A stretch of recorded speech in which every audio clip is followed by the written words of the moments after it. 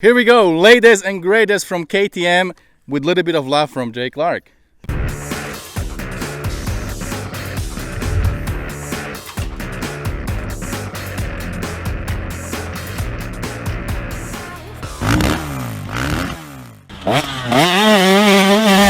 Hey guys, Rado here with Jay, and this is 2023 KTM 350, right? So tell me what you guys did to this bike. Well, so this is my buddy David's bike, and he after we did that thing this summer, remember when we compared this and the XCF? Right. David just goes, I gotta get one, you know. Right. And he loves to have the latest and greatest, and this is SXF. SXF. Okay. You and I would probably choose XCF, like we For did sure. in our video. I don't understand David. Well, he's mainly a track guy. He only Okay. likes track, and he's still working. He figures if he does it long enough, he could go pro. Maybe there's still chance. Maybe 50 pro. Just make sure you pro. go to the right age category. Yeah, exactly. So he got this bike, and we kept the mods pretty simple. David's a little bit bigger. He's been off with a knee injury, so him and I both, through the holidays especially, a little bit bigger. So we had Race Tech do the suspension, revalve it, set it up for us. We still have the air forks. They're pretty good on the newer bike, as you know. But so we're going to mess with those for a while. And he has some other forks we might try later. But right now, still have the Race Tech air forks on there that they did. And it's all really good. And then the actual engine mod's pretty basic with the FMF full system, which you can only get through KTM right now, the first year. Oh, okay. You can only get it through Power Parts and KTM. And then Twisted did a Vortex ECU. So is it the Vortex ECU where you can still use everything here? Yeah. So we okay. got the full mapping with the Vortex on here. And so that is really, makes them run really clean, as you know. I don't know that we're going to need a whole lot of other engine mods for myself or David on a bike like this. With that Vortex and the FMF, I think it's going to be plenty. So we're looking forward to trying it out today, but I'm pretty confident it's going to be good. We have a lot of really good parts on here. David is good buddies with our buddy Lass, who has Nackstar wheels here in the U.S., and a kind of a cool-looking, unique wheel set on here. Oh, yeah. So he has an extra set of wheels this way with his stock wheels in these. It's nice to have, extra wheels so you're ready to go at the track. You could have an MX-14 on for muddy days and an MX-33 on for the regular days, so you can be all ready to go. We got the Recluse clutch in here with just a torque drive clutch, not an auto clutch, just a regular torque drive, which is really nice.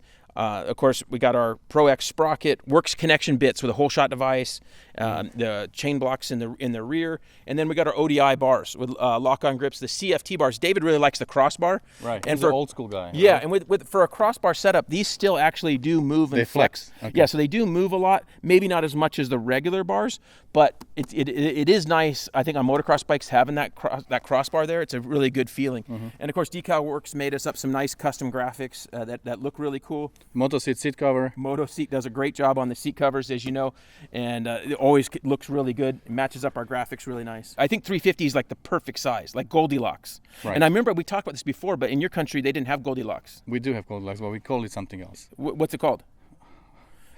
It's a story with the three bears. Three bears. Yeah. So he has the Goldilocks. This is the Goldilocks of bikes. It's perfect size. I think 350, and I wish the other manufacturers would make a 350. I think Yamaha would make a great 350, and so hopefully they start paying attention, and we'll add a 350 someday. Okay, Yamaha, pay attention to Jay Clark. Very good ideas here. Okay, let's jump on this thing on our turn track, see how it feels.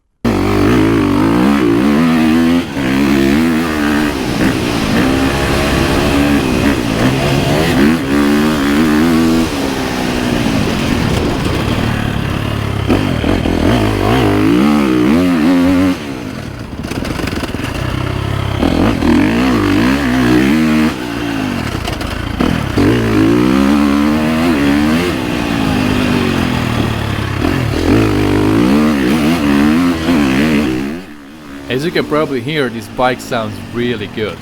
And right here we are on the track where we have a bunch of turns, some jumps, and also ball turns. So you can kind of go through these different things. Also we have some sand section here, something a little bit faster, something a little bit more tight.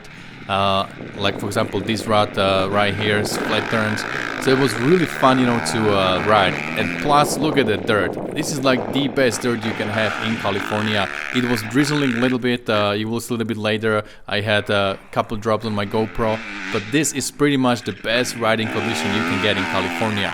So we had blast. We've been riding more bikes here, and also 4 different riders. Now Jay is testing the bike, so we got 4 different riders on this 350. And one thing I have to tell you is that These 2023 models, definitely they feel different. I mean, the way they feel, it's just so smooth.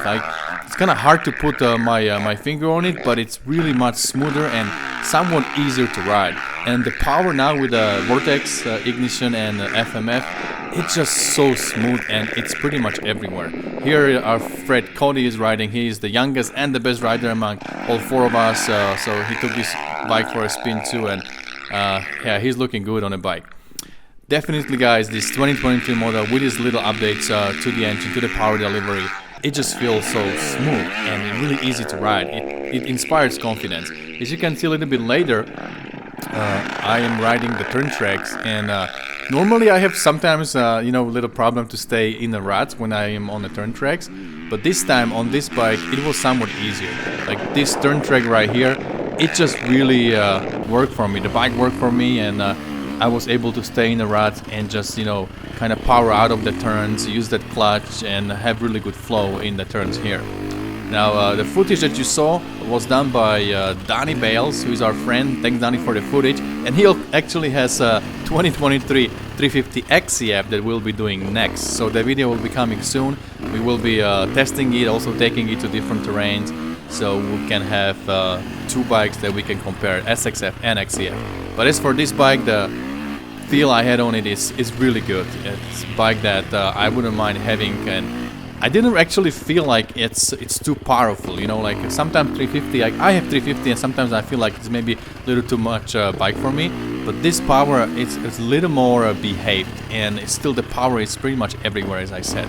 Now this suspension done by Racetech, it felt amazing. It really felt good on this acceleration bump. As you can see, some of these sections are a little bit faster, and there are a bunch of bumps from braking and accelerating. But yeah, it was really good. It was really smooth. It didn't feel like I was getting, beating or something. And then when I hit something a little bit faster and bigger jumps, no problem at all. So this new air fork, especially when it's touched by Racetech, it feels really good. I think I wouldn't be going for another suspension. I wouldn't be spending thousands on some cone valves or some spring conversion. I would be just riding this bike and having a good time. J-Man, I think David O'Connor has pretty cool bike. It just feels so good. Like these new 2023 KTMs, I really like how they feel, and the power. Like I like this free revving engine, and it's not like too much power, but it's coming on really nice. What do you think, Jay? Well, compared to the old generation bike, we have your 17 out here, and that bike's awesome. I rode that a bunch earlier today, and I thought that bike was great. I'm like, why'd I ever sell this to Rado? Yeah. Especially so cheap, huh? Because you like me. Well, I used to. All right, so so anyway, it was then the old bike feels incredible, right? We have a Vortex on it. It feels good, but then this one, it just feels smoother, and it definitely has more power, but it's not like scary like riding a 450. And with that twisted Vortex ECU in there, that it just makes it all smooth and run so clean.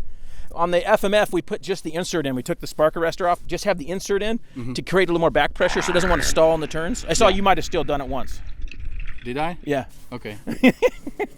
He keeps track. He forgot. He keeps track when I do something not right. He keeps track. So anyway, just a totally fun bike. Suspension feels good, even because I'm closer to David than I'd probably like to be inside. So it feels really good. Suspension feels good, and I don't think you have to do a lot. I don't think most people are ever going to have to modify the internals of these engines, and we know that these KTM engines can go a long time. Take good care of them. You can put 200 hours in this top end. As long as you don't suck dirt and change the oil all the time, you can go a long time. So that's great, and and it looks awesome. So David's got a nice race bike to be hitting up the new Aurora track at Glen Helen, the old name, right, for the new Glen Helen vet races. He's going to be hitting those this spring. So it was a REM, then it was just the vet. Now it's, what is it? Aurora? A-R-R-O? Or? Aurora, right? Yeah. That used to be called that a long time ago. When Jim used to go there, that's what it was called. It was called Aurora Cycle Park. Arroyo. There's Y in it. Yeah, Arroyo Cycle Park. A-R-R-O-Y-O. So anyway, we can't say it right. I don't know. So. Okay. Anyway, the bike was amazing. I think there's no way you need more power than this unless you are racing with Tomek and Barsha. So 350, plenty of power for everything. Good suspension, all that. 23, can't go wrong. All right, my friends. Well, that's about it for today. And don't forget, whatever you do, Stay motivated. See you later.